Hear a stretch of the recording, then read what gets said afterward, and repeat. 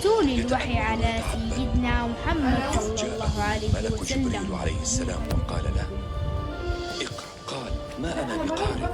ثم أخذه فضمه ثم أرسله وقال: اقرأ. قال: ما أنا بقارئ. ثم أخذه فضمه بشدة ثم أرسله وقال: اقرأ. قال: ما أنا بقارئ. ثم أخذه فضمه ثالثة ثم أرسله وقال: اقرأ باسم ربك الذي خلق الإنسان من علق. اقرأ وربك الأكرم الذي علم بالقلم، علم الإنسان ما لم يعلم. ثم اختفى الملك جبريل عليه السلام،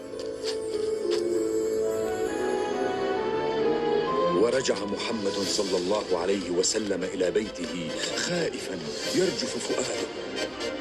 ومرة أخرى رأى الملك جبريل وقال له: يا محمد، أنت رسول الله إلى العالمين وأنا جبريل. حول بصره فرأى في كل جهة يقول: يا محمد، أنت رسول الله إلى العالمين وأنا جبريل. ثم أسرع إلى زوجته خديجة فقال: زملوني، غطوني. ثم أخبرها الخبر وقال: لقد خشيت على نفسي مما رأيت.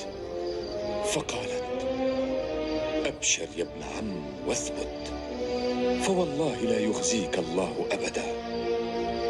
إنك لتصل الرحم وتصدق الحديث وتساعد الضعيف وتعطي المحتاج وتقري الضيف وتعين على مصائب الدهر.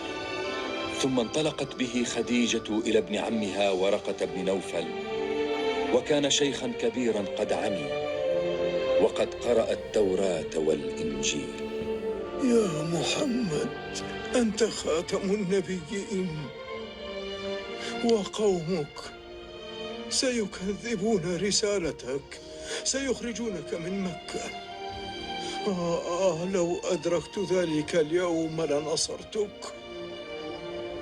آمنت به زوجه خديجة وصدقت بما جاءه من الله تعالى، وكانت أول من آمن برسالته.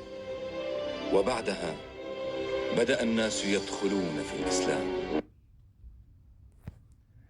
هذه هي قصة سيدنا محمد عليه السلام.